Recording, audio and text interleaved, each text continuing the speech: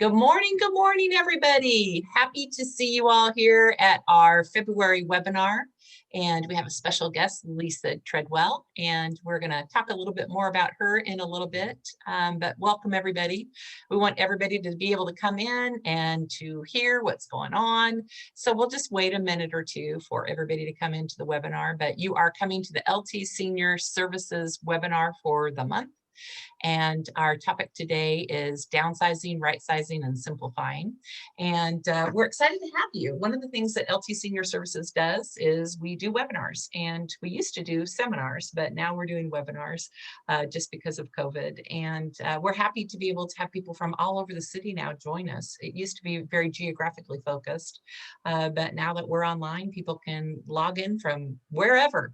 And so we're happy to have you here today. Next month, our webinar is going to be on, we'll talk a little bit more about that in a little bit, but we'll have another webinar in March, April, May, June, July. We're so excited to have you guys here today.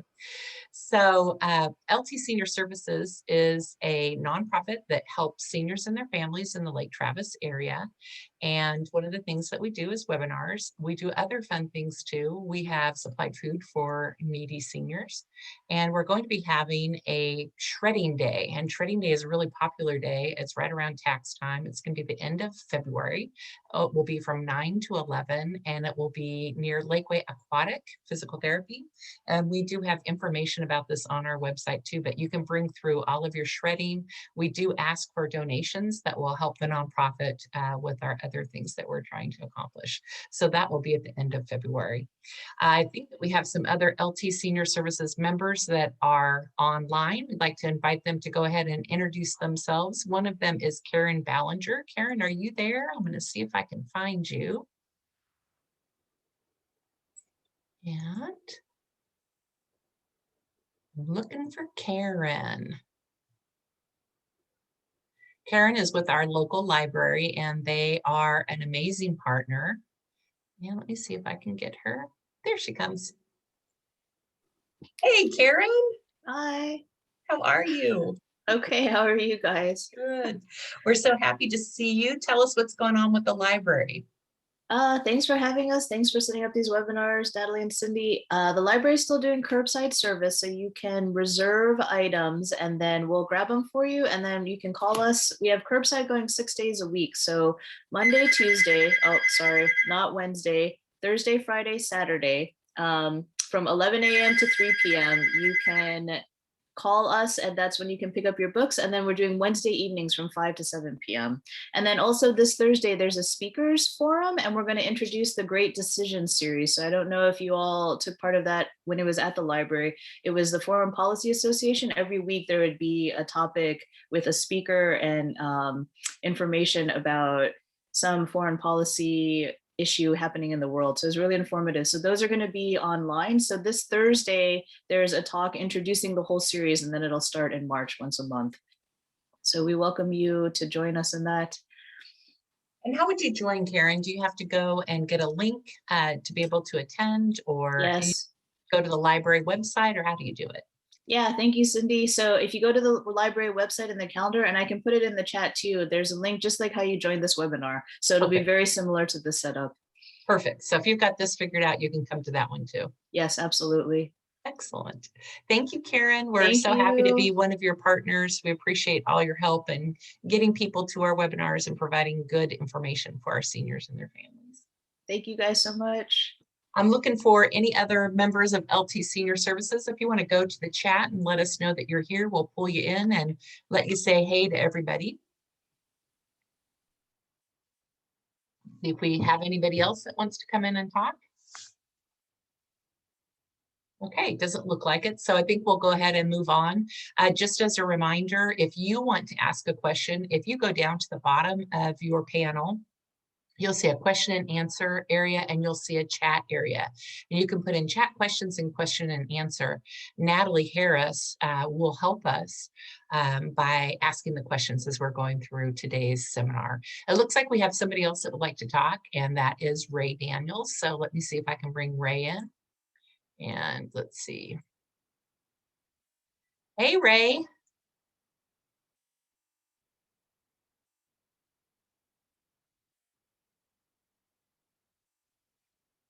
Hey, Ray, we don't see you nor do we hear you, but we'll give you a minute to try to come in. We're getting pretty good at this technology, aren't we, everybody? It used to be so hard at first, but now that we've been doing webinars for almost a year, it's just crazy that we've been doing them for a year. We're getting a little bit better at it for sure. Ray, I'm going to ask you to unmute and then to start your video.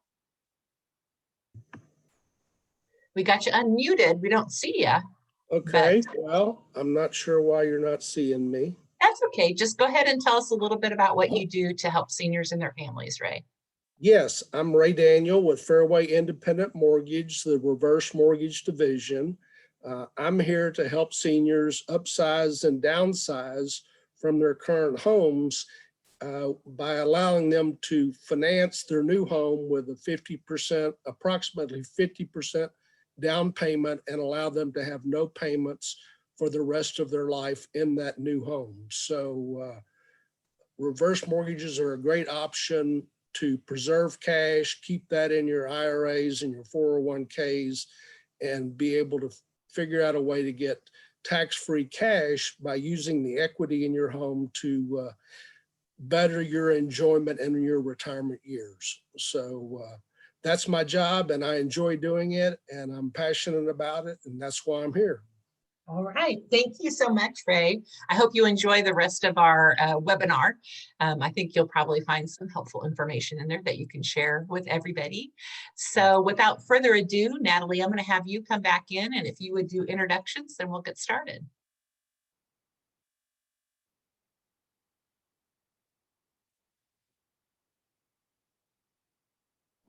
Sounds good. Good morning, everybody. So our first speaker today is Cyndi Cummings, and she is with Turnkey Transitions and the Cummings Home Team at Realty Austin. Cyndi Cummings of the Cummings Home Team specializes in helping older adults, those 55 plus, senior citizens, and their caregiver families navigate the unique challenges that face boomers and seniors when they contemplate a late in life move. The financial, emotional, and logistical issues faced by older adults are unique and demand a specially trained real estate agent who understands the complexities of such a move. Cyndi has undergone a rigorous course of training and continuing education to achieve the exclusive designation of Certified Senior Housing Professional and Certified Senior Downsizing Coach from the Seniors Real Estate Institute and Senior Real Estate Specialist from the National Association of Realtors. Her passion for serving this unique demographic has led Cyndi to serve as a master trainer, conducting classes for other real estate agents interested in earning these designations. Additionally, Cyndi is a community leader, having brought together businesses and nonprofits to form the Austin Senior Resource Alliance, LT Senior Services, and Turnkey Transitions, which all serve the needs of seniors in the area. In addition, Cyndi sits on the board of directors for Austin Up and Drive a Senior. The Cummings Home Team brings all of this expertise together to provide specialized, compassionate service to their real estate clients. So welcome, Cyndi. Thank you. And then we have— and welcome Natalie and LB. Hey, LB. He's getting his morning food. He is, yes. Thank you for allowing him to be on today too. Absolutely. Absolutely. All right, so our next speaker is Lisa Treadwell, and she's with Indie Real Estate Experts. She's originally from Brownsburg, Indiana, and now resides in Indianapolis, Indiana with her family. She's proud of her 3-year service in the United States Army, which included a 1-year tour to South Korea.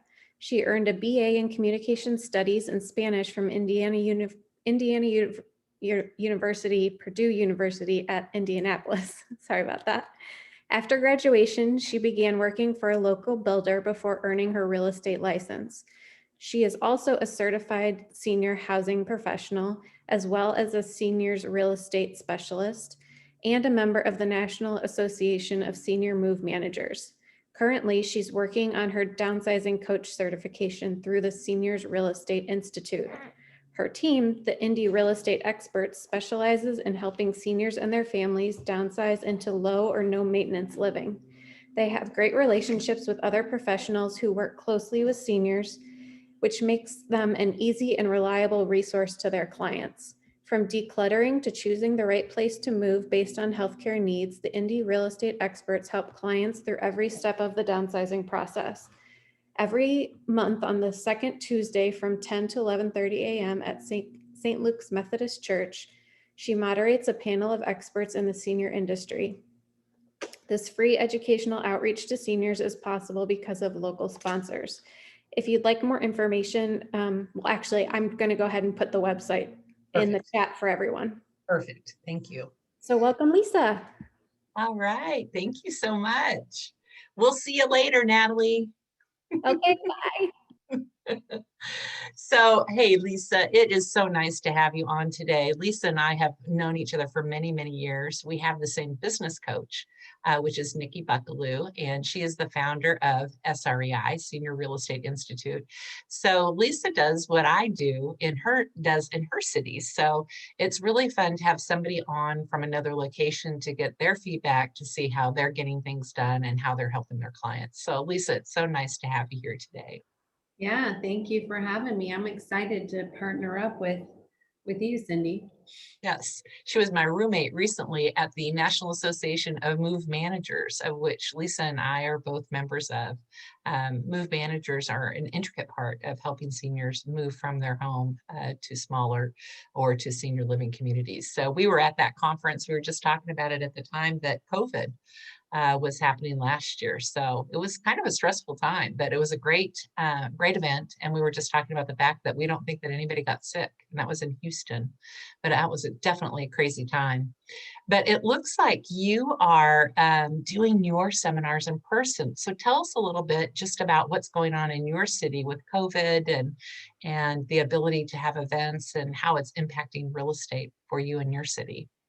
Well, we're actually not doing them in person. That bio that Natalie read is we have, a room reserved when the church that hosts us opens up to outside events. So we've actually been doing ours on Zoom as well.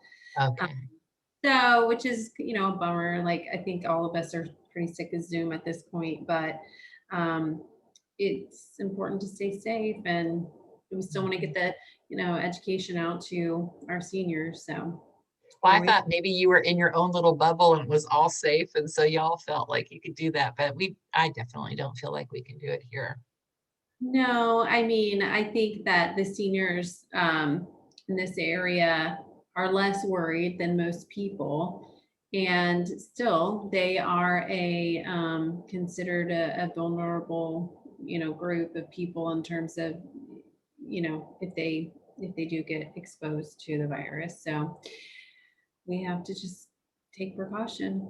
I agree. Well, without further ado, we're going to get started with our topic for today, and it is on downsizing, rightsizing, and simplifying. So the most commonly used word to describe the downsizing process is overwhelm. And so, in fact, many people find themselves paralyzed by even the idea of moving to a smaller or more manageable space. And there are good news. There are people, strategies, and services that can make the process much simpler and far more manageable. And so we've got lots of different questions that we're going to answer. And what I'd like to do now is just pull up a slide deck real quick. So let me do that. And we'll start with the slide deck. And then we'll have a whole bunch of different questions that I'll be asking Lisa and myself. And then Natalie will help field questions from the people who are in attendance. So if you have any questions, just go ahead and put them in the chat. We'll get to all of them eventually. But again, first, what I want to do is go ahead and share my screen. And we just thought we'd start with a couple slides, and I'm going to ask, can you see the slides now? Lisa, can you see the slide? Slides, yeah. Okay, great. Okay. Someone said in the chat that the website's not working for them, so I was trying to respond to that. Oh, your website's not working for them, or our website? Oh, your website. I'm not quite sure, so Okay. I'll put an alternative there. Okay. I don't know. She's got it right. IndySeniorLivingSeries.com. It looks right. Yeah, and I just tried it and it worked on my end. So. Oh shoot! So maybe just one letter off or something strange. Yeah, maybe. Okay, so downsizing, rightsizing, and simplifying. Simplifying your life should leave you overjoyed, not overwhelmed. So we're going to talk about this process of downsizing, rightsizing, and simplifying not just if you're making a move, just in general. And I think this is a great topic for people to think about right now. We're still stuck at home. This could be a great time for people to get organized for a potential move in the future. But our intention is that we're going to help people today, and this will help people in the future. It doesn't mean that you got to move today to start the process. So the first thing we wanted to talk about is just possession overload. What is possession overload? Why do we desire to rid ourselves from possessions? What do you need to determine before you start? What are some methods for reducing your items, and which would work best for you? And what if you're trying to help someone else, which I get this question a lot. So what is possession overload? It really is relative to each person. I know right now Lisa's going through some additional training that I went through, which is Downsizing Coach. And we learned a lot just about how people's minds work, how different people communicate, how it's interesting how different living situations can affect different people differently. For example, a spouse might be more impacted by clutter than the other. It's a great course. Once we come out of it, then we are ready to be downsizing coaches, but we learn about some of these things. We can learn about how possessions can lead to anxiety and depression. It overstimulates our system. It's difficult to relax. Can lead to feelings of guilt and embarrassment. I know I worked with a client in downsizing her home before she sold it, and her grandchildren had not been in her home for over 15 years because she was too embarrassed to let them in. So just that feeling of guilt and embarrassment and feeling like you can't have people over, frustration when you can't find things. I know, Lisa, you've got teenagers. I'm sure that you're like, just put your backpack in the same place. You don't need to be frustrated. Oh, it's really bad. Yeah, we had that last night, as a matter of fact. And then there's a new name. It's called stressful home environment. And this is truly something that people go to counselors and they talk to about it, because it really can impact them and really can make them stressed out. Is there anything that you want to add to these different things when we talk about possession overload, Lisa, from your perspective? No, I mean, I think that's right on. I do this same panel in my series, and there was an article in Psychology Today that mentions all of these feelings or responses to just having too much stuff. Mm-hmm. And what's interesting is they say that your cortisol level can go up when you're stressed out like this. And they did a test between men and women, and the men's levels did not go up as high as the women's levels did. So it's not just, your spouse or your partner. It could be just a difference between men and women, and it just doesn't bother them as much. When we talk about overstimulation, one of the things that this article that I was reading, it's the clutter, depression, anxiety cycle and how to stop it.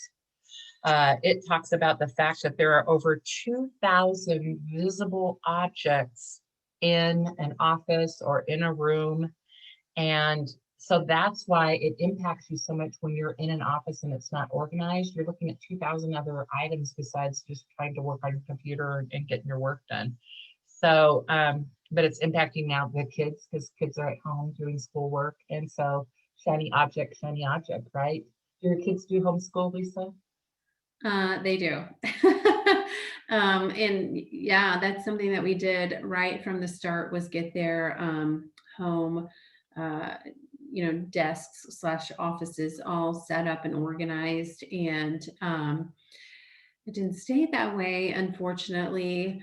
And I feel like it doesn't seem like it bugs them at all, but it drives me insane. And I do see, as a parent to my children, I do see the effects of it. They can't find things. It takes them longer to get ready. They get easily sidetracked because, like you said, they're looking at 2,000 or more other, objects in the room. So yeah. It's just the new way that we have to operate too. It's crazy how we're trying to redo our houses and have offices in different areas of the home based on the kids being home and the dogs barking. It's just a crazy time, that's for sure. So that's just some of the things that can happen. So you are not, if you are feeling stressed out, you are not alone. there's a reason why you're feeling stressed out and reasons why you're feeling embarrassed and guilty. And it is a real syndrome. And so we're going to talk about what motivates us to get rid of things. So there's a couple things that motivate us. I know having friends come over motivates me. Someone's coming over, I'm like, quick, put everything away. But moving from a big home to a smaller one, moving from one city to another, the desire to just simplify our life, and change in life being this desire to change environment. So number 4 is what's really hitting a lot of people, I think, right now, because they're trying to make their home be the office, the school. And so people are really motivated, to try to get rid of things to make those environments more friendly for themselves. So these are just some of the reasons why people decide to get rid of things. I think right now with COVID, it's just, you've got time on your hand, you're stuck in your house, it's the perfect time. Why not do it? So, disorder you mentioned. What's that? We have a question. What was the disorder you mentioned called again? It's called, let me go back to that slide. Stressful home environment. Stressful home environment. So you could tell your psychiatrist that, maybe you can get some sessions paid for through medical. I don't know, there's motivation there, huh? Okay, so what you have to determine before you start is, what is your motivation for getting rid of your stuff, and what's your timeline? And this is a question I get all the time. How long will it take? Well, how long do you have? Oftentimes what we find is that people will spread out however much time they have and use that entire time. But we're going to talk about some strategies that can get you started so that you don't bump up against that time. And when you're ready to make a move, you don't have to spend months, getting your house ready. So first is you have to figure out, determine what you want in your next home and pack it and move it. This is if you were going to be making a move. And basically what I tell clients to do is just go room to room, take what you want and leave the rest where it is. And what we find, and you can tell me, Lisa, if this is similar for you, what we find when we have somebody who knows they want to move, and this is really the best way to sell real estate too right now, is if you can move out of your house and leave your house empty. I know that we often hear, oh, but it's better to have your house furnished to sell it. It is, but it's not good to have cluttered home. And one of the things that we offer to our clients for free is we offer staging. We do have staging furniture that we bring in, and we stage 3 different rooms to get the house ready to go on the market. So I had a gentleman, he was going to be moving to senior living close to his family. And basically he just went through his house. He figured out what he wanted. He took a recliner, a bed, a TV. He didn't even take his dining room table. The rest of it, he just left where it was. And this really helps if you're going to have an estate sale. In our area, estate sale professionals will not come in and do an estate sale if somebody is living in the home. Is that similar for you, Lisa, in your area? Yes. Well, for estate sales, I mean, yeah, that's similar. We don't do as many estate sales. We do mostly auction type things, and we do leave the house empty to list it. I think the market there is similar to I think so here. too. Yeah. And staging is almost like it's just not necessary right now because houses are selling so quickly. I mean, yeah, I mean, it's just not necessary. So we do some estate sales, but they're mostly, we're going to auction and we leave the house empty and don't stage it. So one of the issues right now with having estate sales, just to be honest, is that the people who are making purchases are minimalist. So I'm talking younger generation people, they're minimalist, and they do not appreciate the cherry wood buffet cabinet that you have.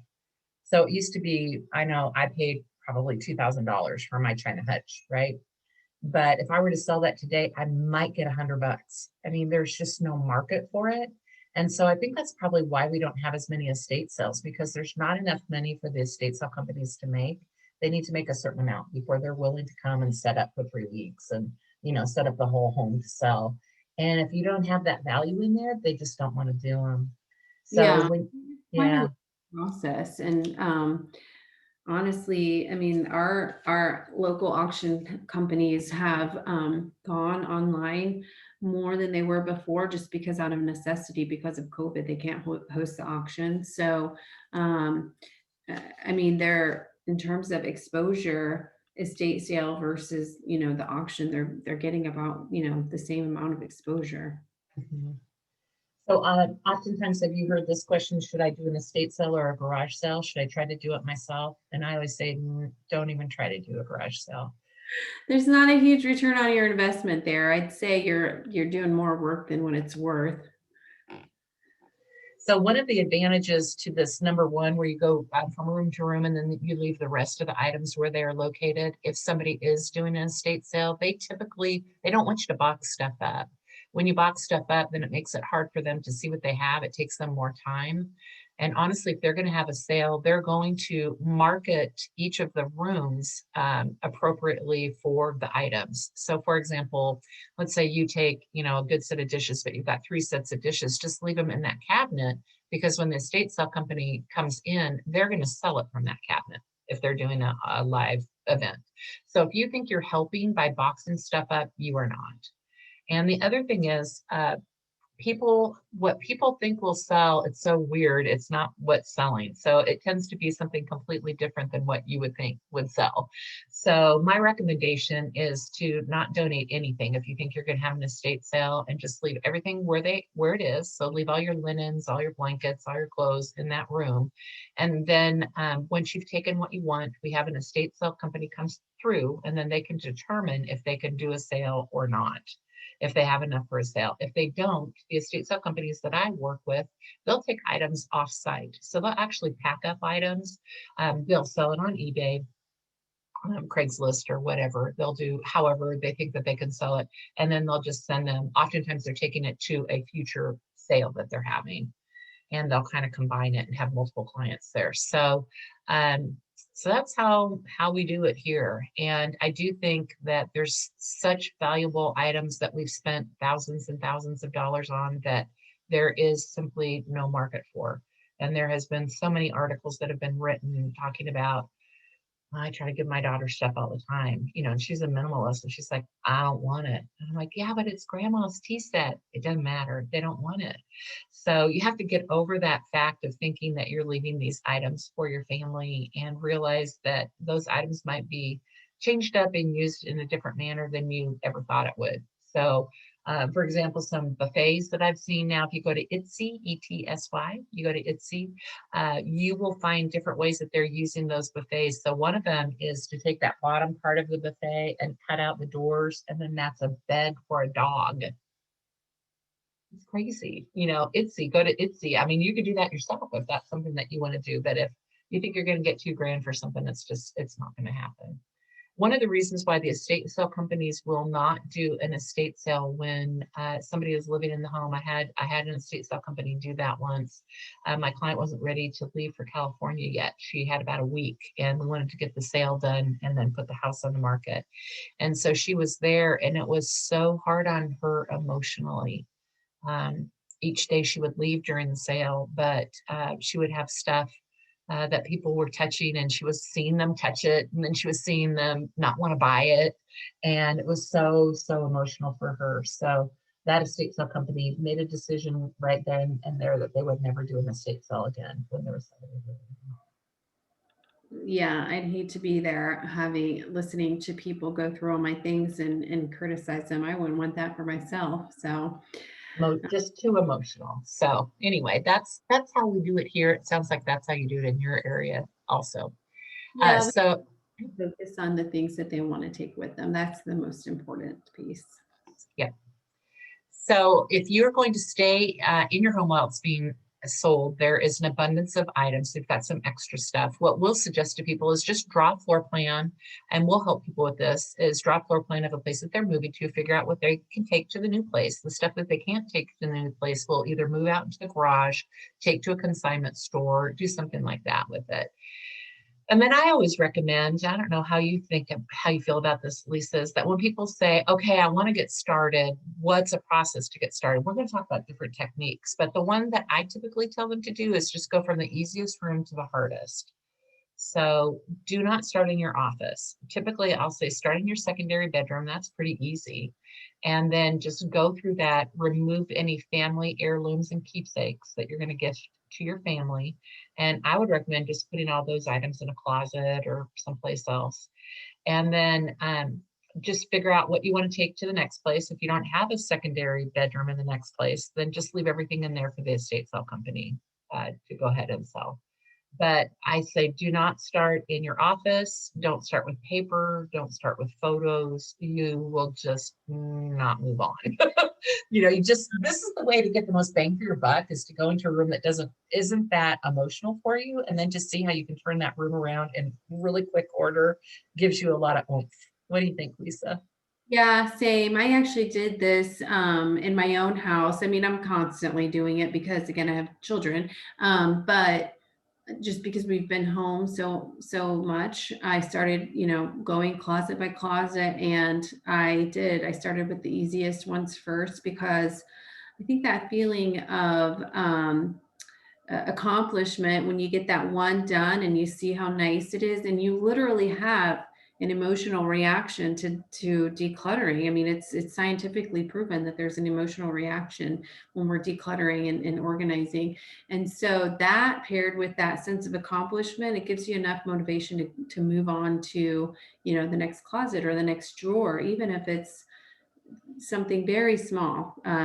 How to eat an elephant one bite at a time. I think that was in your notes too. So.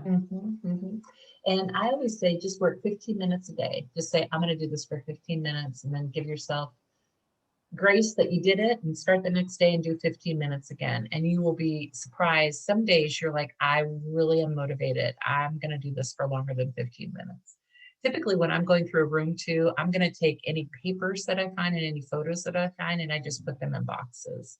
So I've done a lot of downsizing with clients, and we'll go and we'll start looking at photos, and it's over. You just start looking at photos for hours, or you become emotional. And it's tough, to continue on. So I'm always like, okay, photos and papers, go ahead and put those away, because honestly, that's something that you could do even when your house is on the market. If you're choosing to do it while your house is on the market, at night, you can just pull out a box of papers and go through a box of paper at night. If you move, it also gives you something to do when you move to the new place too. Hey, Cyndi, I don't know if you saw, there was a question from an attendee. What items are selling these days? Oh, great question. So there's a way to find this out. A couple of ways that we have had, that our estate sale people have told us that they use, is you can go into the back office of eBay. You can go into eBay and you can figure out what things are selling for. So that's one way that you can do it, to figure out if it's even worth. When I think about taking stuff and putting them in plastic bins and labeling them, and Beanie Babies, or whatever they are, and I think, is it worth the cost of the bin? Is it worth the $15 or $10 for the new bin? And if it's not, if the items aren't worth that, why are you putting it in a bin? Go ahead and donate it or give it away or whatever. But this whole bin philosophy, of which I have hundreds of bins, don't get me wrong.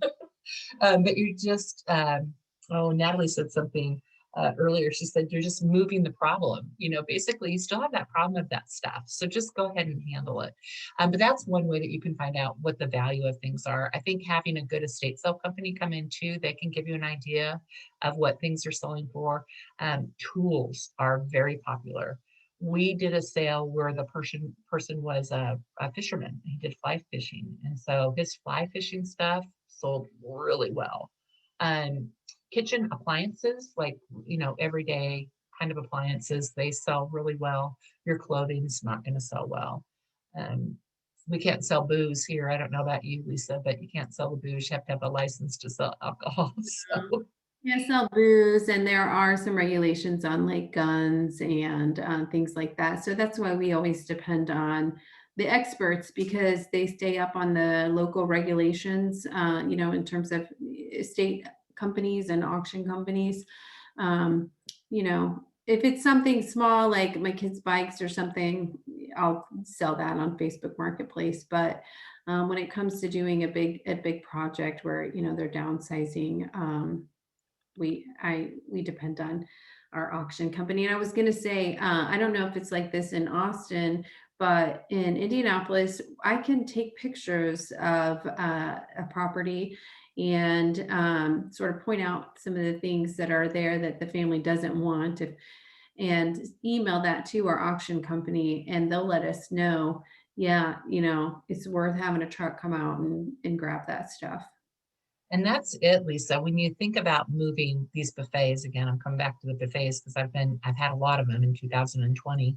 By the time you pay a mover to move it, to take it to a consignment store, which now the consignment stores, oftentimes they won't take them because they know that they're not going to sell. But it could cost $100, $150 to move it. And then if you're getting $200, you didn't make any money, by the time you split it. So we have a really great group. It is, gosh darn, I wish I would have written it down. They're veterans and they're up north. I can't remember which base they're at, but there's a nonprofit. And so there are times I've had complete household full of items that we've tried to sell, either on Facebook Marketplace or eBay or whatever, and we had leftover items, and we called this organization and they came and got it all for free. And it's for their current, not veterans, so service people who have just been moved to Fort Hood and they don't have any furniture yet. And so they'll come pick up furniture. So we really listen to the client and what their goals are and who their nonprofit is that they'd like to help benefit. And we'll contact them and see if they'll come pick up the items too and sell them in different venues. So that's something else that we try to do. Not always are you going to get money. And so we just have to think about ways that would make you feel happy that your item is being used by somebody who really is appreciative of it. So sometimes it's unwed mothers and sometimes it's veterans. Asked about what the backside of eBay was. Yeah, so just go into eBay and there's an area there where it tells you what things sold for. So just go into eBay, and I forget how I did it, but there's a way to do it. Another is Everything But the House. We used to have Everything But the House in Austin. Do you have it in Indianapolis? No, they went away here as well. I think they just went through a bit of a business restructuring, but they have a warehouse in Ohio, which is, I think it's only about an hour and a half away from here. So I actually have a gal on my team who used to work for them, and she takes stuff over there all the time, mostly just personal, but I don't know how close, a warehouse is to you all, but it might be worth looking into. So Yeah, I think in Everything But the House, you can see what things sold for too. So if you're just trying to get an idea, what's sad is China is not selling. So forget that. I mean, China is just not selling at all. it looks like you have some questions about some specific things, which Okay. Yes. I don't- Also, there's a question about, you mentioned the eBay backside. Just go into eBay, and I think I just put in whatever it was that I wanted to sell, and then I got into where it showed what it sold, what items were selling for. So just go into eBay and do that, and Everything But the House was very similar to that too. That was just a way to find out the value. I think So- another is to find out for specific items. Since we're not auctioneers, I couldn't give estimates about, I think the question was vintage wedding dresses and crystal and fine stereo equipment.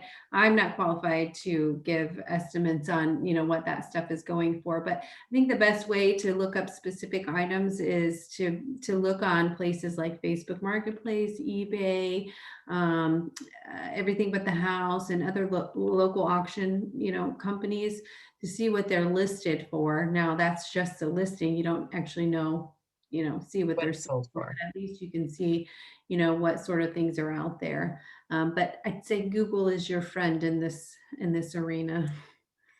And I do think vintage clothing, we did an estate sale where we had somebody who had vintage clothing, and our estate sale person contacted her vintage clothing contact, and they came and purchased stuff before the sale.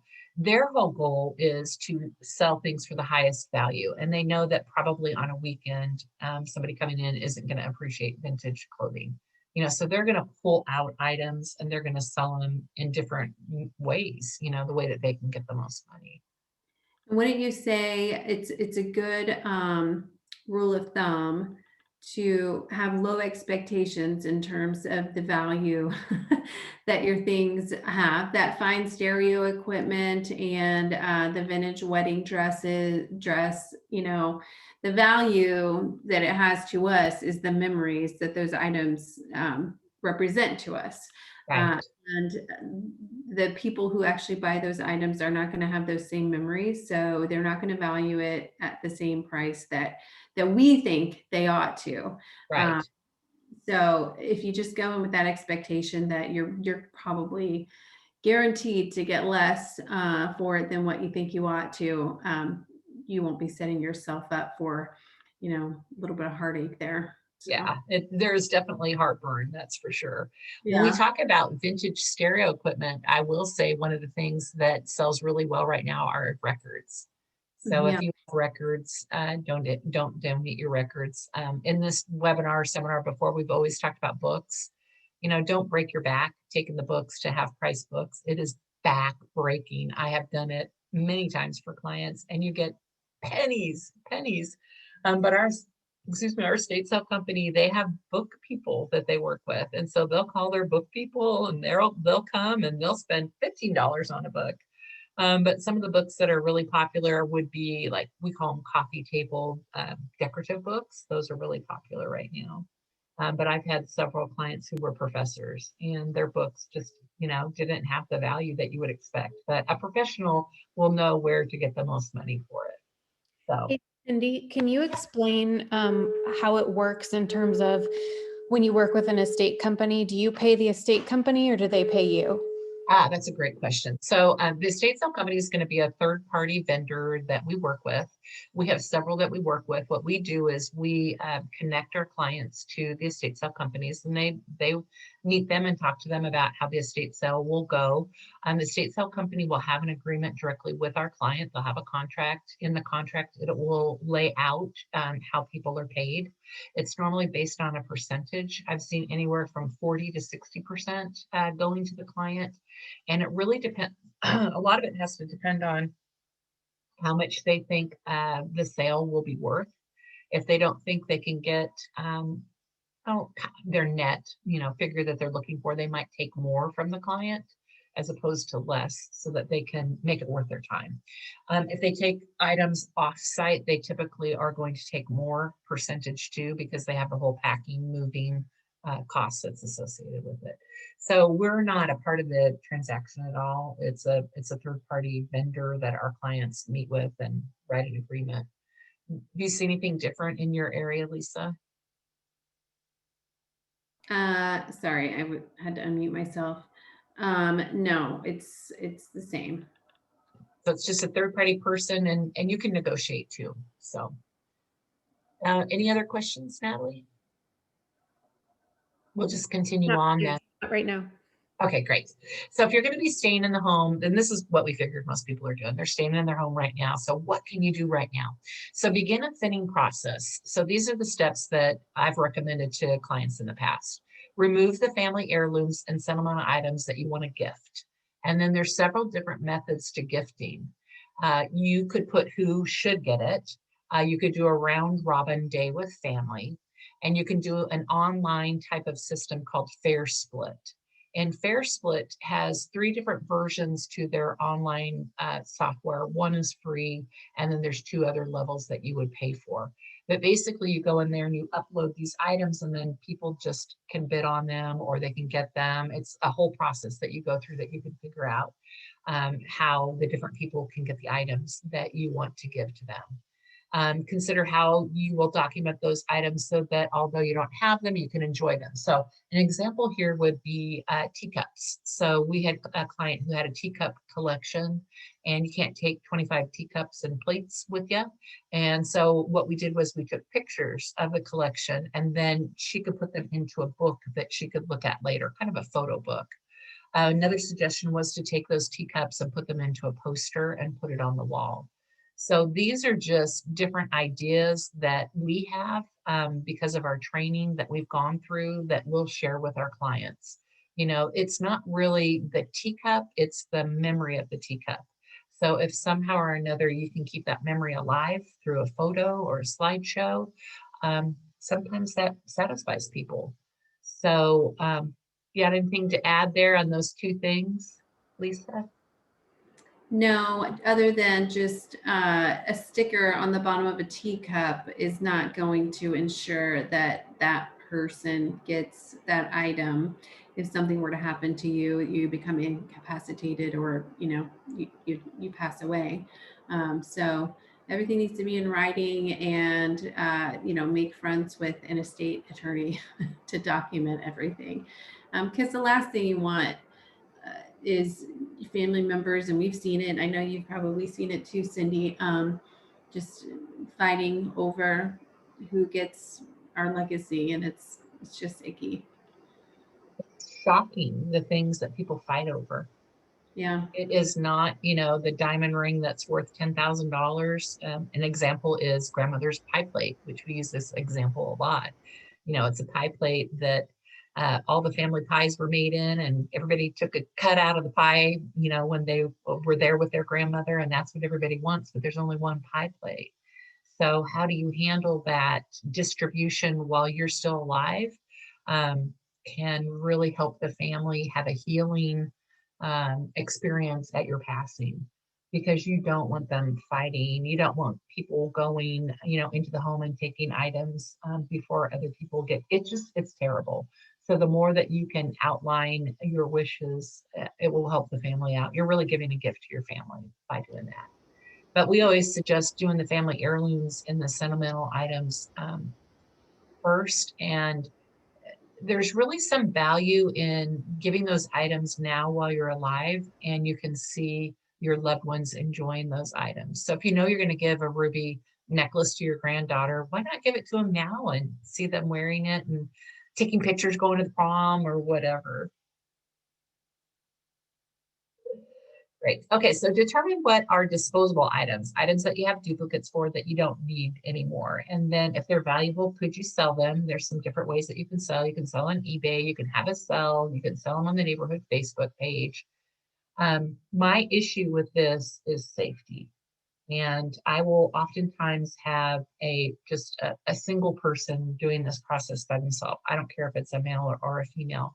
But I think any of this should be done with two people. I think it's also dangerous having people come to your house too.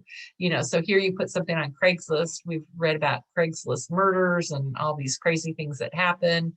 I really don't like my clients to be doing it on their own, not being safe about it. So really think about safety. Maybe meet somebody with an item as opposed to them coming to your house. Another strategy that we've done is just have whatever it is that you're going to sell in the garage, and you just open the garage door. Then that way that person's not coming into the house, even if it's a dresser or a buffet or whatever. Just get everything moved out into the garage and then have people come. I think the neighborhood Facebook pages are, it's people in your neighborhood. So I think people feel safer. There's probably still some risk there, but it's not the same as Craigslist or some other thing. If it's not valuable, but somebody might use it, you can donate it to a favorite charity, or you can put on Craigslist for free. At the end of a sale, oftentimes we'll say everything free from 9 to noon, and we'll just have people come get the leftover items. And then we're not having to take items to donate them. So that's a strategy that we've used before. Any other ways of getting rid of stuff or selling stuff that I've missed, Lisa, that you want to add in? I don't think so. I just think it's really important to stress, because all the questions I've seen on here are specific, like, what's the value of this? What's the value of this? How much can I get for my coins and my Hummel? And it's going to vary. Like we could say, just like real estate, we could say, well, your house could sell for this today, but in 3 weeks or 3 months, the value might be different. Like right now, like you said, records are really hot. Well, 3 to 5 years ago, they weren't as valuable. They've just recently become, this retro, people want to listen to records, and maybe 3 to 5 years, 5 to 6, I don't know. We're about 3 years behind the rest of the world here in Indiana. So, I just think it varies, and you ought to know that you're not going to get what you think that you probably can for your things. So just keep a realistic perspective when it comes to that sort of thing. And I mean, I told a lady this one time, and I took a risk being this, you know, honest and upfront with her, but it landed well with her, thank goodness. We were looking around her place, and she was talking about these Longaberger baskets and this china and, you know, this jewelry and this and this. And I just said, you know, well, you can't take it with you when you go. So what, I mean, what do you want to do? And she just looked at me, and I was panicking inside because I thought, oh, I offended her, which I didn't mean to do. She said, you know, you've got a point. I need to get rid of it. So. And I do think if you are the type of person that gets a high from seeing new people use your stuff, knowing that your stuff is just not going to sit in a closet, how about all the blankets? You know, knowing that pets will have warm blankets on the concrete that they're sleeping on. That makes me happy. You know, I'll give stuff away on my Facebook page. Like I get leftover stuff from clients. One thing was like this big 5-gallon thing of paint, and I can donate it. I mean, and we do that. That's one of the things that we do for our clients is we'll take away all of those poisonous materials and we'll get rid of them. But I thought, gosh, somebody in my neighborhood might need 5 gallons of white paint. So darn it, I put it on my Facebook page, and somebody's like, thank you so much. I'm going to come today for it. Well, that was enough for me. You know, I don't always have to get the money for it, but just knowing somebody's going to use it, it's not going to go in the garbage. I hate putting stuff in the garbage. Yeah. Cindy also mentioned that Nextdoor is a great place to sell Yes. or give away things. Yes, it is. Thank you. Yeah, if you don't belong to your Nextdoor group, you need to get involved with that. What else were you going to say, Lisa? No, just again, that the value is in the memories that we have. It's not the actual things. That's where the value is. And I can't stress that enough because, and you know, we get into the weeds with these types of things. And before you know it, we're living in an unhealthy environment because we did get into the weeds and we got stuck on how much our china was worth. And we don't move forward with what we need to do to live in either a decluttered home, you know, an age in place, or to get moved into a low maintenance, you know, community. Okay, so here are some strategies, and I know we're going to add to this, but you probably have heard of Maria Kondo. Has anybody done the Maria philosophy of magic of tidying up? I listened to her entire book. Have you listened to it, Lisa? I have not, but many of my clients and seminar attendees talk about her. So I feel like I've gotten the gist of it just from the things that they talk about. It feels a bit kooky. I've done some of it in parts of my house, but I have not opened myself up to do the entire house because the way you do it is crazy. You know, which is basically you take your whole closet, you put it on your bed, and then you touch each item and try to determine if it brings you joy or not. If it brings you joy, then you keep it. If you don't, then you get rid of it. Well, that's a lot of touching. That's a lot of a lot of time going on. And so what's interesting is I've done this seminar before, and we had professional organizers on on the panel, and they don't like it. They don't like her process. So I don't know if it was just the 3 people that I had on before or what, but they don't really feel like that's the best way to do it. So I found that interesting. So I gave myself, you know, grace to not do it that way. Another way to do it is to hire a professional organizer. I'm just going to skip down to number 4. There are organizations of professional organizers, and there's a National Association of Professional Organizers. We have a great group of people here in Austin, and they range in price. You know, it could be $30 to $100 an hour. What I found with the professional organizers is that they normally have a specific area that they specialize in, which I didn't realize that. So we had somebody who specialized in paper, and we had somebody who specializes in garages, So they tend to have their own kind of specialty. And so if you have a particular area, you can go to the professional organizers. Is it NAPO, National Association of Professional Organizers? And then you can go by city, and then you can see the different people who are part of the organization. But we actually had a past president from the from the local organization who spoke on our panel. So it's fascinating. She actually has added cleaning to what she does. So in addition to doing professional organizing, she has a whole cleaning crew that comes in and helps people keep their home clean. So those are two ways. The next is 52 weeks to organize a house. And I'll show you there. Let me see if I can show you. I'm going to go to a new share. Show you their website. Well, maybe I'll come back to that. So the 52 weeks to an organized house, actually I printed off, this is their schedule, but you can go to their website, and Natalie, I'll have you put this actually in the chat. It is maybe I'll have to do it, homestorage-solutions101.com. I'll go ahead and put that link in there. Basically what they do is they take a new area of your house each week to organize. And so we are in week 6. So they're working on recycling and trash cans. And so if you go to their website, they give you all of these hints of how you can organize your recycling and your trash cans. And following, it's going to be coupons. After that, it's laundry room, cleaning, schedule, garage, attic, but it goes week by week. So it's kind of fun in that you just say every week, I'm just going to follow this process. If it doesn't work for me, so for example, basement, I don't have a basement, so I'm going to skip that week, right? But that's one way that you can do it. Another is 40 bags in 40 days.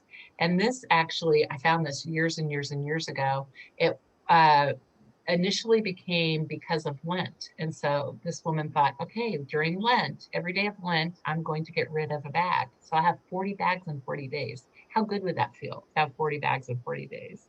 And then she's got a whole website too, and I'll find those websites and I'll put them in the chat. But those are some ways, more formalized processes of getting your house organized. So is there any other? All 3 websites in the chat already. You're amazing. She's Natalie put it on amazing. there. There were some other suggestions on here. One lady mentioned a gal, Carrie Richardson, and then there was a question about getting rid of things, stresses. What if a person finds it stressful to get rid of their collections? I think just what came to mind while you were mentioning all of those things, they all sound amazing to me because I love to get rid of things.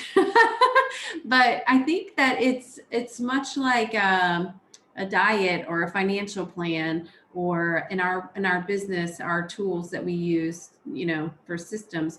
Whatever you're going to use and do is what works for you, and it's not going to be the same for everyone. And it is stressful, to the gal who mentioned in the question and answer, it is stressful to get rid of things, but the reward afterward outweighs the stress of figuring out, first cleaning around all that stuff, and then thinking and stressing about what we're going to do with it, or how much it's worth, or it getting broken by pets or kids or whatever. The reward after, to me, is worth, the little bit of stress up front about trying to figure out what to do with it.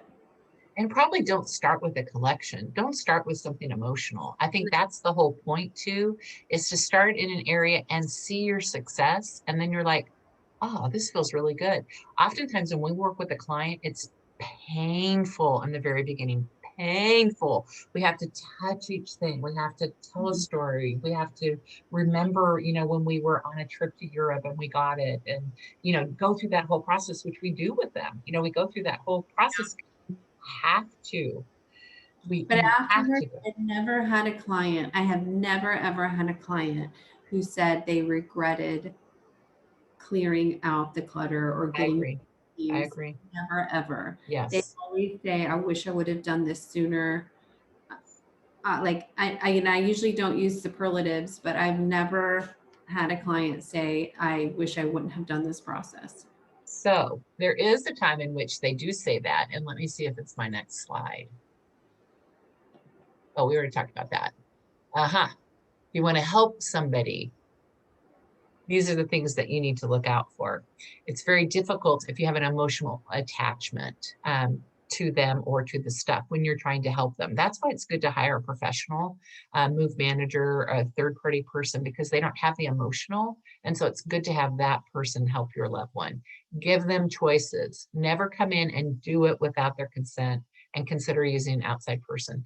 So, you know, when you're working with somebody, I was just talking to somebody on Friday, and they had moved her grandmother, and the parents had the weekend off. I mean, they're sandwich generation, right? Parents are working, they've got kids still at home, and they've got the mother that they've got to help. Well, the mother could no longer live in their house. Went there that weekend, packed everything up, donated, threw stuff away, and the grandmother literally came with hardly anything with her to the new location, and she still hasn't adjusted. You cannot do it that way. Mentally, that person will sit in a corner and they will suck their thumb or cry. It is not the way to help somebody get rid of their stuff at all. Have you seen that kind of situation, Lisa, with your clients? Yes.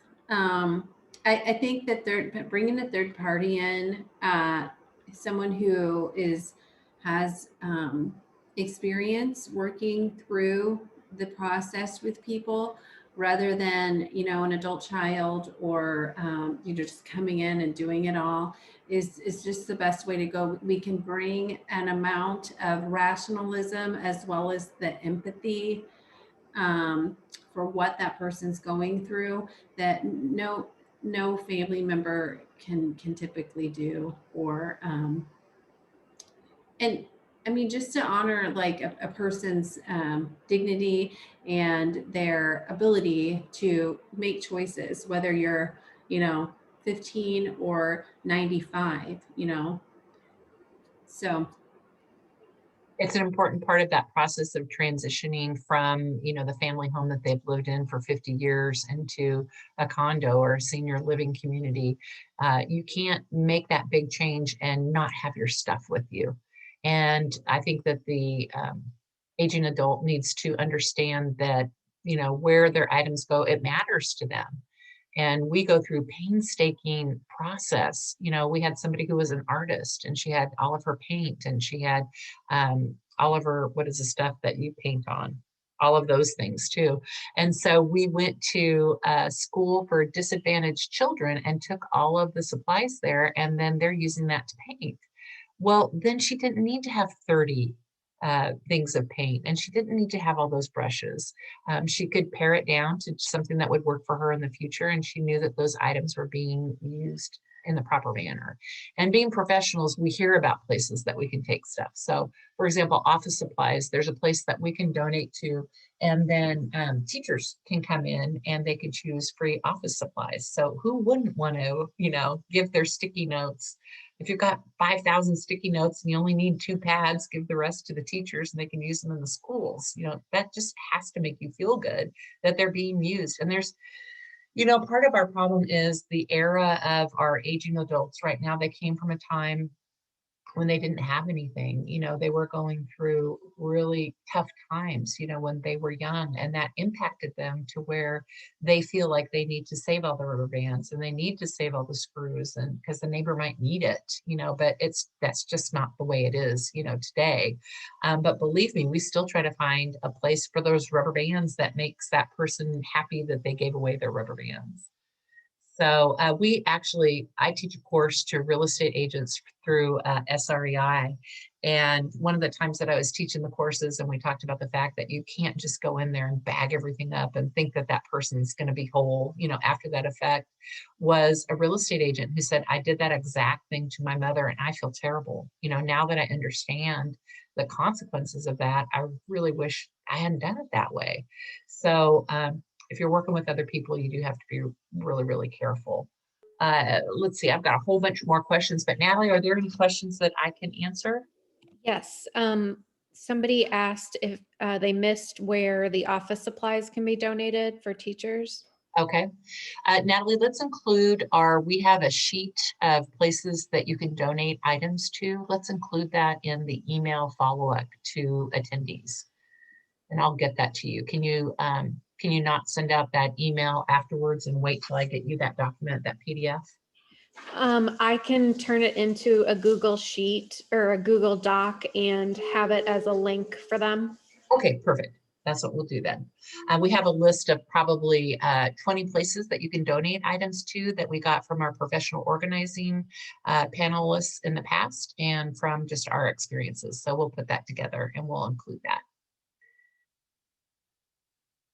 I'm just going to continue on with the questions that I have then, if you don't have any more, Natalie. Okay. So, Lisa, based on your experience, what are some of the challenges or obstacles people face when trying to simplify? What are some things that you notice? Well, I think we've talked about the most prevalent thing is just feeling overwhelmed. When we're overwhelmed, and this is everybody, we get paralyzed. We either don't make choices, or we do a little bit here and we do a little bit here, and nothing ever gets done. So that's probably the biggest thing. And then the other thing, which we've also talked about, was just the emotional connection to our things. And unfortunately, I do not. I say unfortunately, I do not have an emotional connection to my things. And maybe that's why I'm in this industry and doing what I'm doing, because I can just separate. There's very few things that I'm emotionally connected to. So trying to, I guess, I have to be really intentional about empathizing with people who have such an emotional connection to their things, because to me, those things are just things. The most important things in our lives are our relationships and the memories that those things, again, represent with the people, the relationships, the key relationships that we have in our lives. And so, I don't know, those are the two biggest things. And again, you've already talked about them.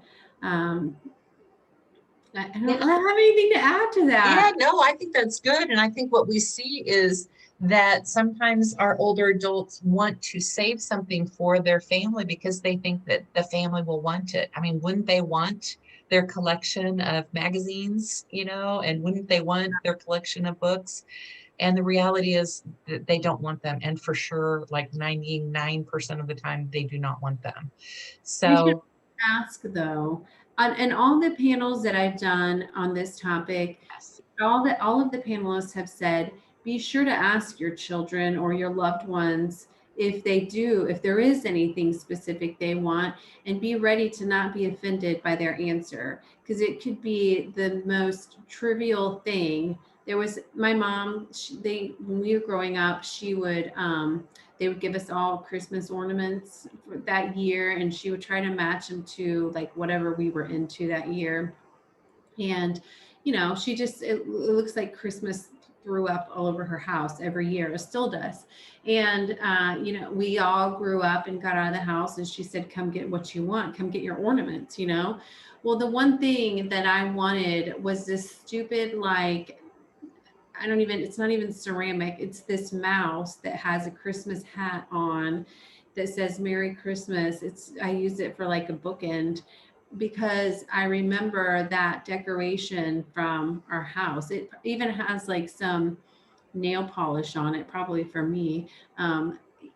That's like the one thing I wanted, just because it was a memory from, Mm-hmm. our house. So be sure to ask your children, but don't be offended if they just want the silliest thing that you wouldn't have expected. Well, and I think my mother-in-law said to me, I want you to put your name on items that you want. And I was like, oh, no, I don't want to talk about it. No, that's terrible. It's not. I mean, the reality is we're all going to die. And so you got to just, unfortunately, you have to realize that. And she later passed in a car accident. So we didn't even have any time, towards the end there with her. It wasn't like she had an illness where we could talk about those items again. So, but she had made a list because she had asked us, which items we wanted, but I just didn't even want to have that conversation.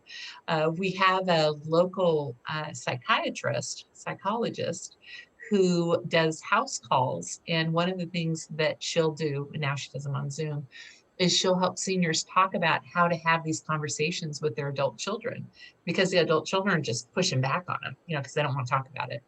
So if it's something that you've tried to broach the subject with your loved ones and the kids are not being receptive to the conversation, don't hesitate to reach out to a professional. But this person is actually covered under Medicare. And so, I mean, it's free. So why not get some counseling on getting some ideas about how to have these conversations with your kids? Okay, I was going to say something about some of the other obstacles that people face. Oh, how about when one spouse wants to declutter and the other doesn't? Oh, that's a tough one. So typically what I'll find is I'll do as much in the house that I know that I can do. And then there's going to be some things I have to ask my husband about. So I can't throw anything away without asking him first. He doesn't like things to be thrown away. So I know that's just the respect that we have in our household. I know I can't do that without asking him. Unfortunately, it makes it maybe be a slower process than I would like, but I don't have to ask him about my clothes. It's just the mutual, things that have come together. Let's see. We have a couple questions. Sure. One question is where if someone has old records, where could they sell them? And then the other question is, how do you overcome the overwhelm? Oh, great question. So let's go to the records. There's a record company in Austin that you can take them to and you can sell them. I think it's going to be on our list because we got that name from one of the other professional organizers. So let's just put that on our list. And if we don't have it, then I'll get it from her. I forget what it's like, half price books, but it's for records. But honestly, I think you're going to get the most money doing like an eBay. Because then you get into bidding. And we went on the back end of eBay and looked at record prices, and we were shocked at what some of the value of our records were. So it was really fun to do. So I would say probably you're going to get most of your money if you go into an auctioning kind of scenario, as opposed to, it's called Waterloo Records in Austin. You can take your records to. And then the other, how do you get over the overwhelm? That's probably really what we should be concentrating on, answering that question. So what do you think, Lisa? What would you say? How do you get over the overwhelm?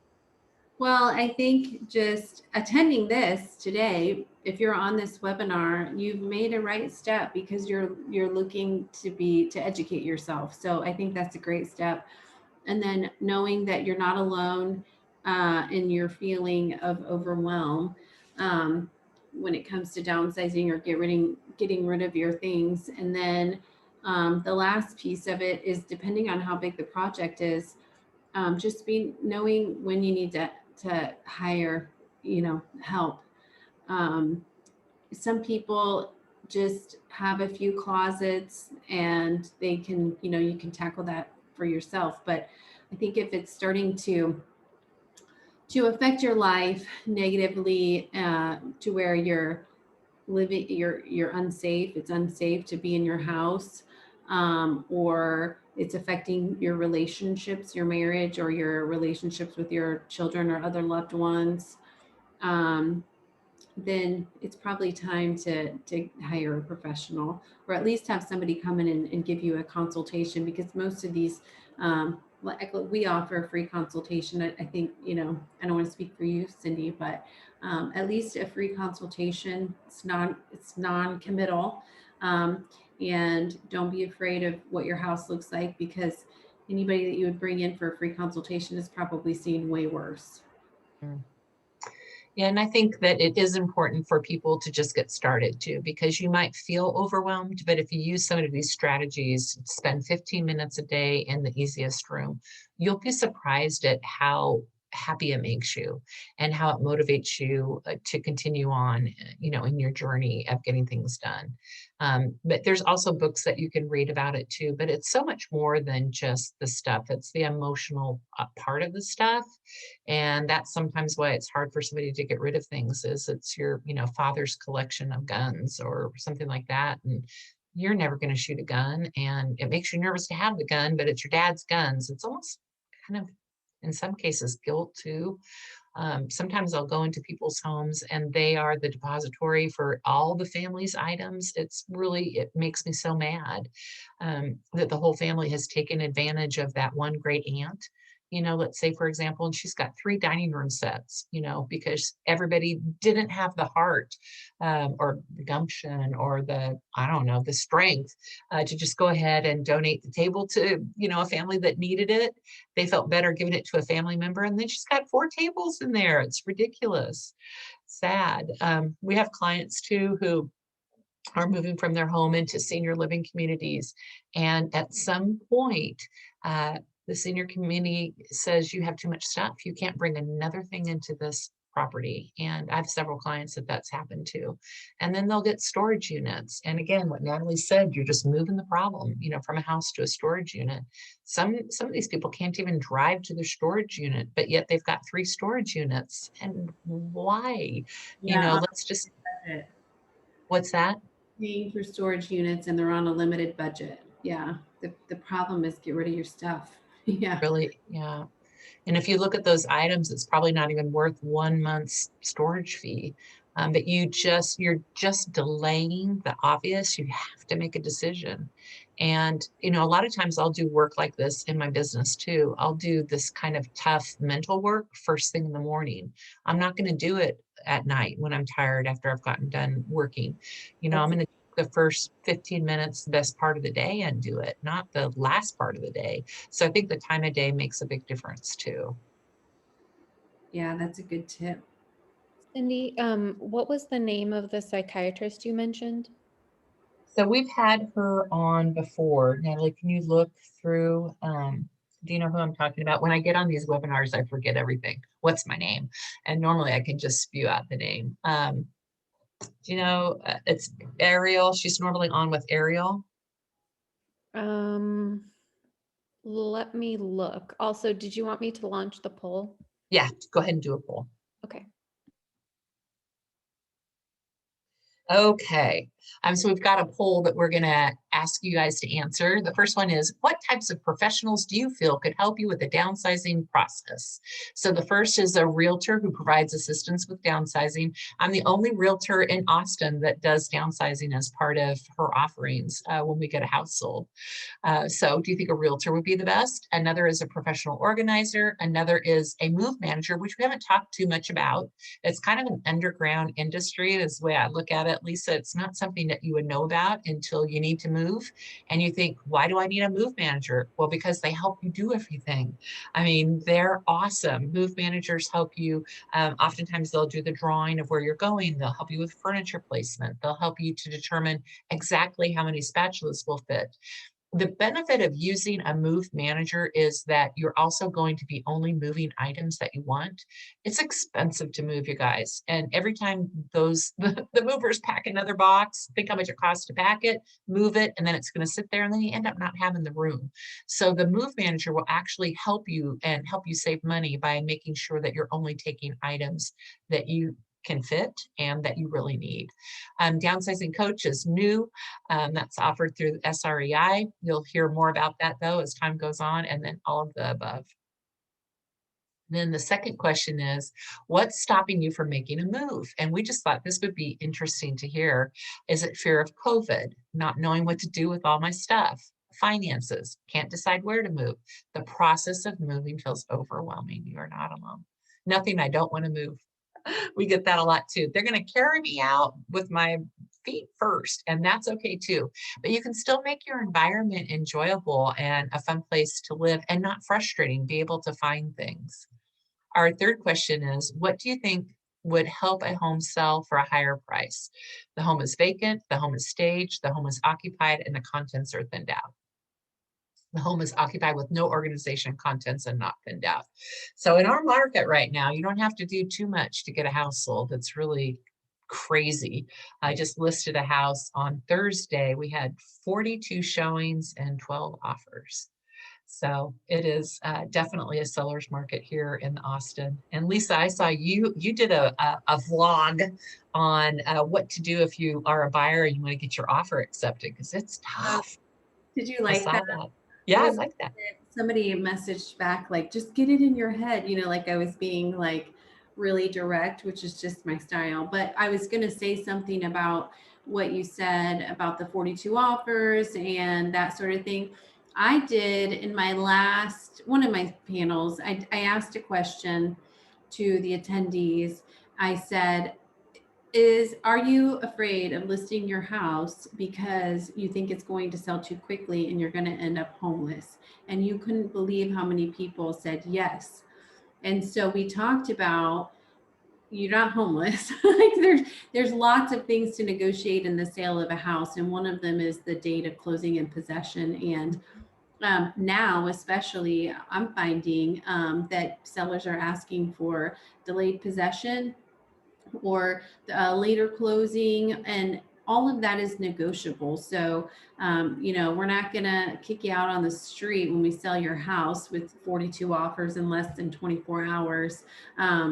But we will definitely get you the most amount of money for your house, and let us negotiate that other stuff based on that buyer's timing, because you never know what their situation is. They might be in a month-to-month lease and, whatever, and your seller's timing. So. Well, it's kind of perfect right now for elders if they're thinking about downsizing. And I actually have a young couple right now who's downsizing. They're going to take advantage of the market. We're going to put the house on the market, and they're going to go to a smaller home and pay cash for it. And they're in their 40s. But, they're able to do that because right now it is the best time to get their house sold. Yeah. But they're worried about finding the next home. But they're the perfect person because they're going down, because they're going to see, they might pay a little bit more for the other home that they're going into, but the bigger gap is when they sell their home that they're going to be getting. But we have a product here called Homeward. And Homeward will actually buy the house that you want for cash, and then they'll wait until your house sells, and then you can close on the transaction. So they're in the state of Texas. I think they're in Colorado, Florida. They're just in a couple states, but you might look for that in the near future. So I have several clients who have done a Homeward transaction. So they're able to do a cash offer, which makes them be able to offer less because sellers like the cash offer, and typically they'll take less for the house. So that's an idea too.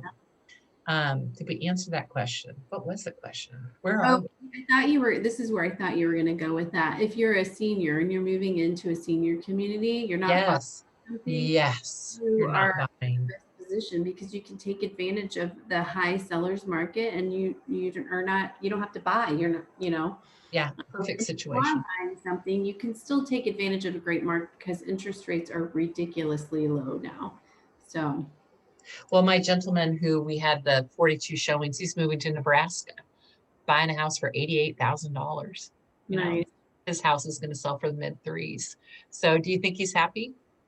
He's happy. Thrilled. Yeah, he's real happy. Okay. Let's assume that. Sorry, what's that? really quick. I put Carly Levine's info in the chat. Thank you. The psychologist Cyndi mentioned. And then we have a question that is really relative to what you were just talking about. Should you be sure to paint and power wash, replace flooring or carpet, etc. in your home before you put it on the market? So this is where we say depends. And I always hate it when people say depends, because you're like, well, why am I on this webinar if you can't just tell me? So it depends on the area of town that you're talking about, first off. In general, right now, I don't have my clients do a lot to their home and renovation just because the buyers are super picky. And if you spend $10,000 on flooring and they hate that flooring, by darn, they're not going to pay you the $10,000 for the upcharge of it. And they're going to tear that out, and it breaks your heart. So in general, I will say the house needs to be clean, professionally clean, windows done, carpets professionally cleaned. Even if the carpets aren't replaced right now, I don't think we have to replace carpets to get a house sold. It's not, by the time you replace carpets, you basically moved out. It's a lot of work too. So if you're living in the home, this gentleman needs new carpets, but we just acknowledged that he needed new carpets, and we had his carpets cleaned. We had his house professionally cleaned. He did a little bit of touch-up painting. Painting is one of the cheapest things that you can do if you're not putting your house on the market and you want something to do, and you feel like painting each room like this color here, a beige, just a real normal color would be a great thing to do, but I don't think you need to do that either. I do think you need to, any kind of leaks or dry rot, or, if your roof is terrible, then let's talk about it. But in general, we're not going to be doing a lot of updates to a property before we put it on the market. How about you, Lisa? Are you finding that to be true? Yeah, it's the same here. The inventory is so low right now. And I do specialize in working with seniors. So that's the majority of my clients. And a lot of them have lived in their house for 40 years or more. And they've got deferred maintenance. They've got things that are outdated. They may have updated it, once or twice, but it's already outdated again. And that's what I tell them. The same thing you said about the $10,000. There's no guarantee that you're going to get back dollar for dollar. In fact, I always say there's more of a guarantee that you're not going to get back dollar for dollar. Everything that you put into the house and trying to, to update it. Plus you've opened up a can of worms. It's really hectic to hire contractors and have them in and out of your house. It's stressful.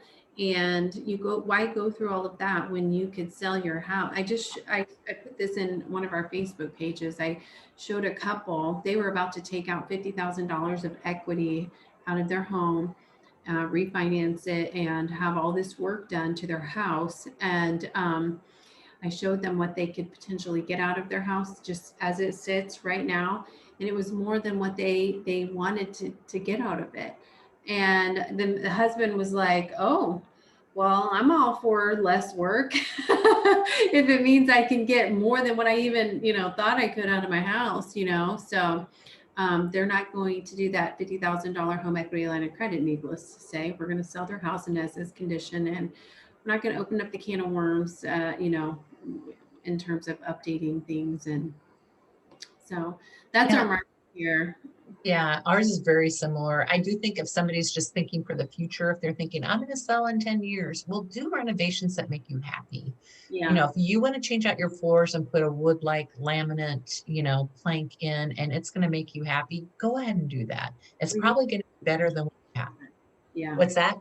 You can get that enjoyment out of it. Yes. Yes. Only one time have I had somebody who did a whole bunch of renovation. It was actually when the market was a little different. She did a whole bunch of work. The work was done. She goes, I'm not moving. Yeah. And her kids were devastated, because we had gone through this whole process. She goes, I love this house. Why would I move? Well, because you're an hour away from your kids and they want you closer because they're worried about your safety, but she's like, I don't care about that. I love this house and I'm staying. All that work into it and money and time. And yeah. I wouldn't blame her one bit. But that was when the market was different. So, when the market changes, then if your competition is doing that to get a house sold, just like staging, it used to be the competition was staging. So you had to stage just so that you could be similar. But I had another client who said, I really feel like I need to replace my roof. And I said, well, have you had a roofer look at it? She goes, no, it's just older. And I said, oh no, that is not sexy money to spend, because when you have $15,000, think about what you could do with $15,000, and the roof is just, So it ended up that the roof came up on the inspection report, but they just had a couple minor repairs. It was less than $1,000. So it was something that she was thinking about doing before she listed. And when she spoke to me, I said, no, we're not going to do it. And she was thrilled, just because of the time lag and decisions too, having to choose the roof is not a fun thing to do either.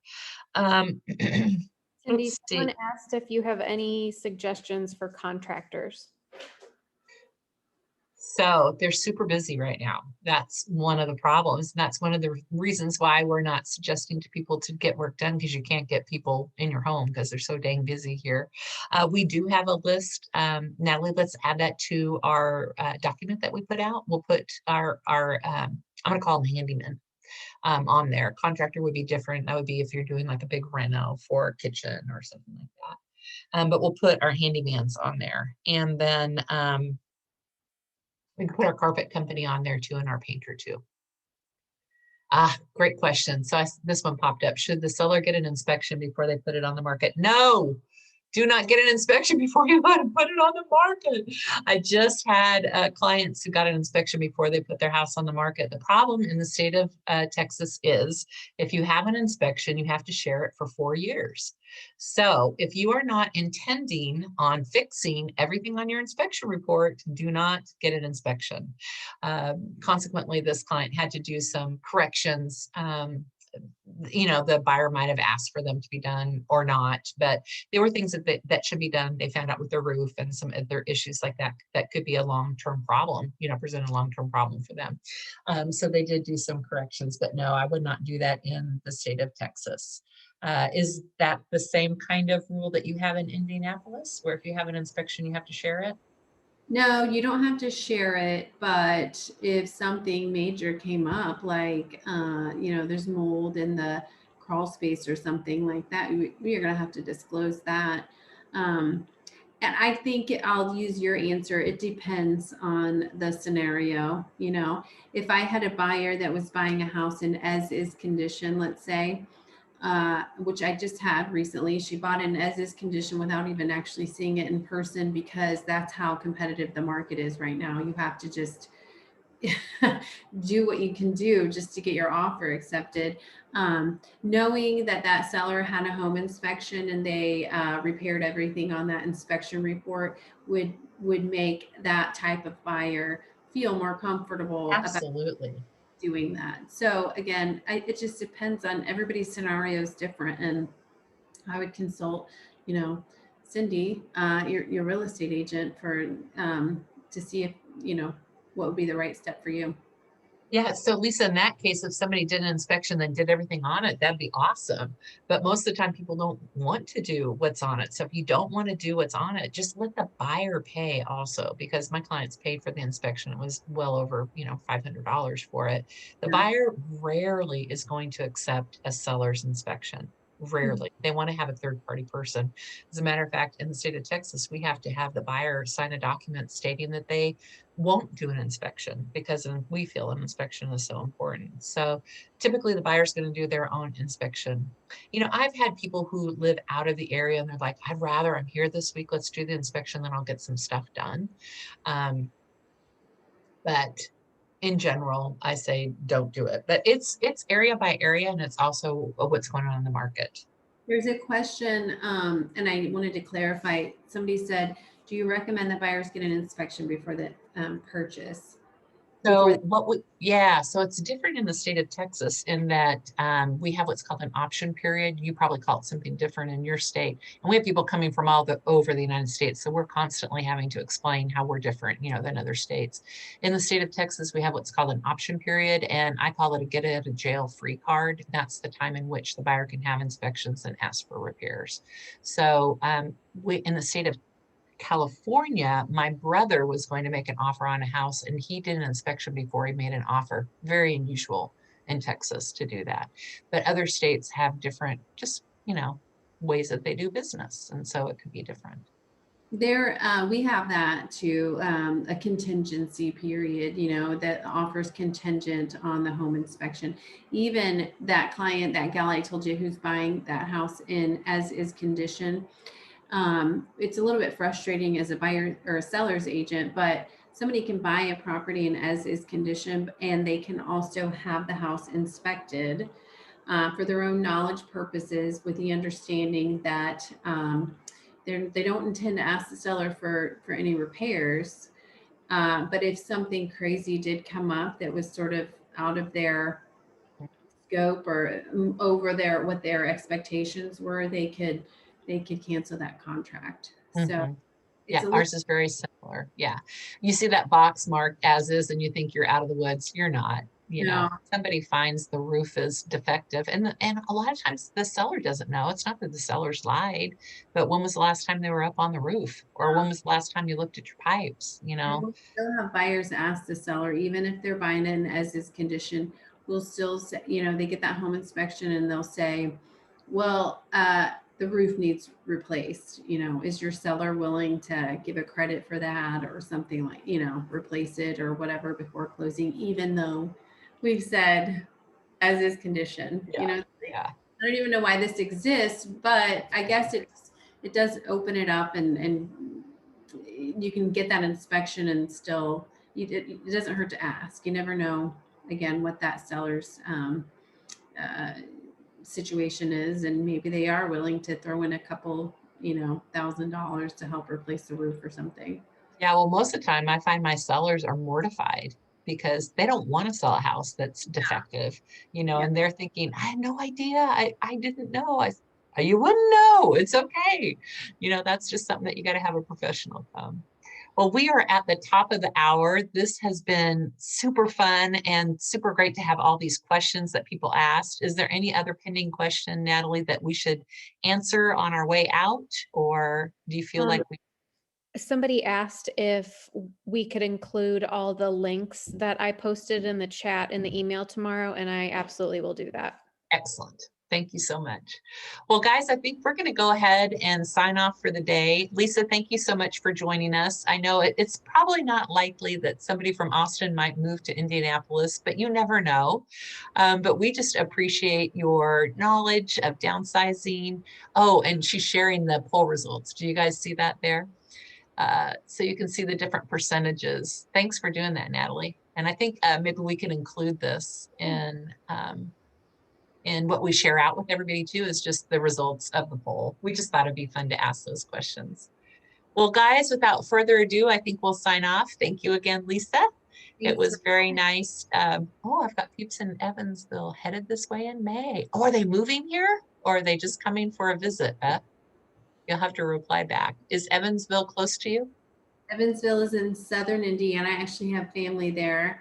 Yeah, but it's unlikely that somebody from warm, sunny Texas is going to move up here. It's like in the 20s right now. It's freezing. I had a space heater on, and I had to walk my dogs in this morning. So, but there is, my dad lives in Houston. There is something about people from Indiana and Texas going back and forth. So you never know. You never know. Well, thank you again for sharing your expertise.